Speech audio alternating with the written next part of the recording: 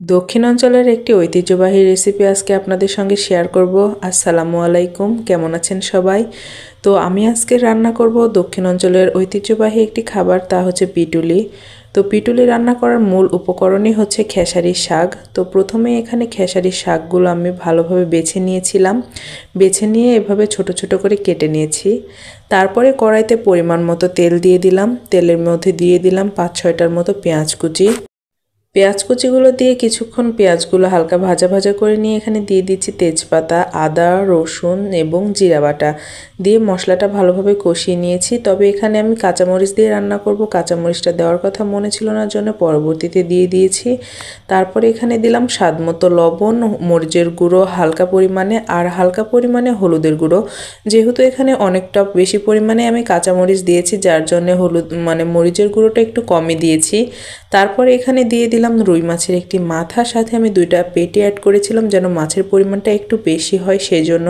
মাথাতে তো আরও বেশি পরিমাণে অতটা মাছ থাকে না, যার জন্য আমি 2টা চাকাও অ্যাড করে দিয়েছি। তো যাই হোক, এখানে মাছটা একটু যতক্ষণ না কষে আসছে বা ভেঙে যাচ্ছে ততক্ষণ পর্যন্ত জাল করে নিতে হবে। তো এই তো এখানে বেশ অনেকটা সময় আমি মাছটা সেদ্ধ করে নিয়েছি, অর্থাৎ কষিয়ে নিয়েছি।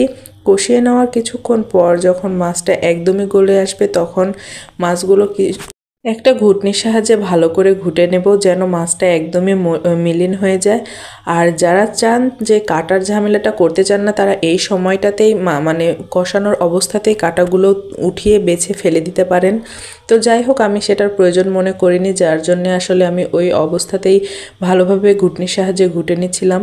তো এই তো আমি বেশ অনেকটা সময় ধরে ঘুটে নিয়েছি। নেওয়ার পর এই তো খেসারির শাকগুলো দিয়ে দিচ্ছি। আর খেসারির শাকটা কিন্তু অনেক ভালোভাবেই ধুয়ে নিতে হবে, কারণ এর ভেতরে অনেক বেশি ময়লা থাকে, যার জন্য এটা বারবার ধুয়ে ভালোভাবে চিপে ছাঁকনি দিয়ে রেখে দিতে হবে যেন অপ্রয়োজনীয় যে পানিগুলো সেগুলো ঝরে যায়।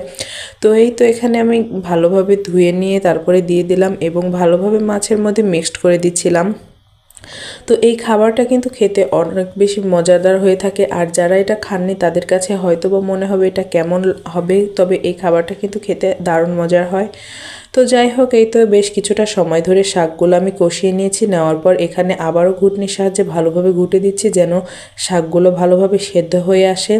তো এই তো এভাবেই রান্নাটা কমপ্লিট হয়ে যায়। আর লাস্টে হালকা পরিমাণে পানি দিয়ে ওপর থেকে চালের গুঁড়ো দিয়ে দিয়েছিলাম। এখানে আমি তাড়াহুড়োতে চালের গুঁড়োগুলো সরাসরি দিয়ে দিয়েছি, তবে আপনারা এখানে একটু পানিতে হালকা করে চালের গুঁড়োটা প্রথমে গলিয়ে নেবেন, তারপরে দিয়ে দিবেন, তাহলে যে জটা লেগে যাবে না। তো সবাইকে অসংখ্য ধন্যবাদ আমার ভিডিওটি দেখার জন্য। আর আমার ভিডিওটি যদি ভালো লেগে থাকে অবশ্যই একটি লাইক, কমেন্ট এবং শেয়ার করে দেবেন।